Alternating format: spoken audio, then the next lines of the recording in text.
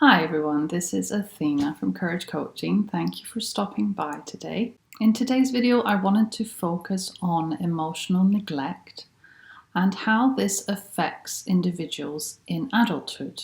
Now, emotional neglect is sadly very common, and for those of us who have experienced this, we are left with a gaping hole inside us, a huge sense of emptiness and of longing for parents that were there for us, for parents that were able to love us unconditionally, because we didn't actually get this. Unfortunately, we were unlucky and we didn't have parents that were able to give us this unconditional love and this unconditional attention and nurturing, because they were not able to for whatever reason. When our parents are addicted or have a personality disorder, they aren't able to attune to their children, and this leaves the children feeling emotionally abandoned. If our parents are punishing, abusive, highly critical, then we will do everything we can to gain their approval in childhood. You have to understand that children believe that their parents are absolutely amazing, and children believe that their parents are never wrong, that they are gods. So we believed everything our parents said, even if they were punishing, even if they were abusive. And if we weren't allowed to express our feelings, if we weren't loved unconditionally, and instead we were punished, we were dismissed, we were left alone for very long periods of time, then we will have internalized this emotional abandonment, this feeling of not being good enough. And because we have internalized this, it will stay with us in adulthood. Our subconscious mind will believe that we aren't important, because if we weren't important enough for our parents, then how can we possibly be important to anybody else, right? And if we don't believe that we're important, then we will attract relationships with people that also treat us this way, that also treat us like we're not important, that also don't prioritize us.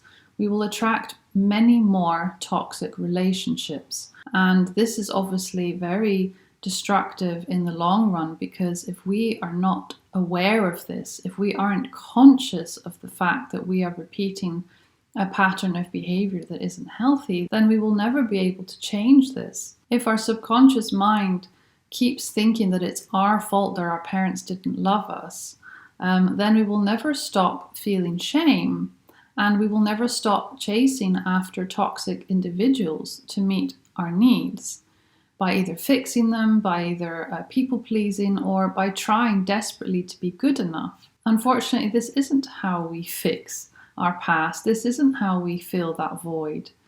This isn't how we can feel better. The only way to do this is to go inwards, is to understand our past, is to ask questions about our family and our parents, and to question whether there may have been trauma.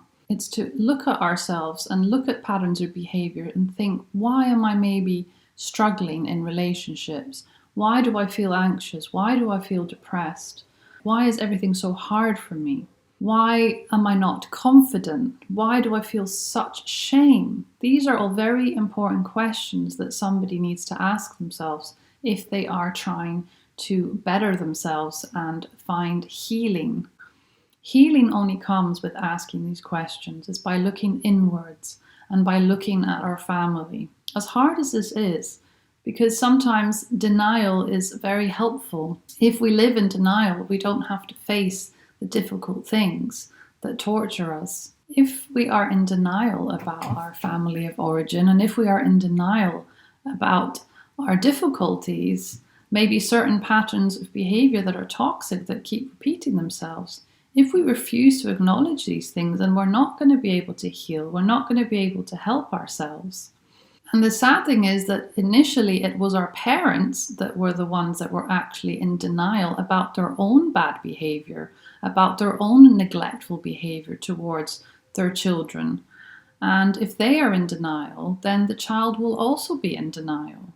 And if your parents were in denial and you weren't aware that their behavior was toxic and abusive and neglectful, then we will also carry this into adulthood and continue this denial cycle. And we will also just think that everything was normal, that our parents were just like any other parent, and we will continue the same patterns of toxicity, of abuse, of neglect in our own families.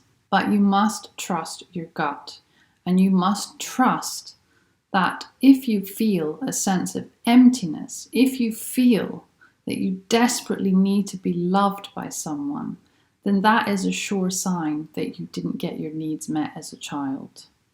And to heal the feeling of not being loved, to heal the feeling of emptiness and the feeling of longing for a loving parent or a loving partner, we must connect with our own inner child.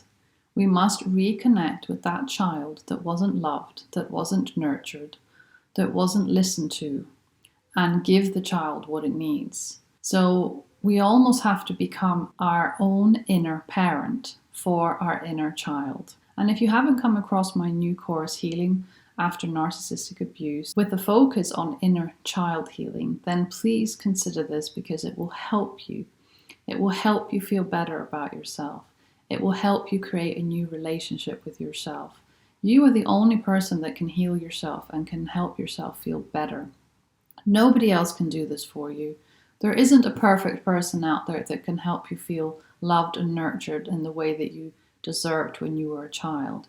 You are the only person that can do that. If you would like to share your experience about healing from emotional neglect or abuse, then please feel free to share your experience in the comments below the video. And if you have any questions at all, then please feel free to send me an email to courageisallyounneed@gmail.com. Thank you so much for watching and listening today, and I will see you very soon. Bye-bye.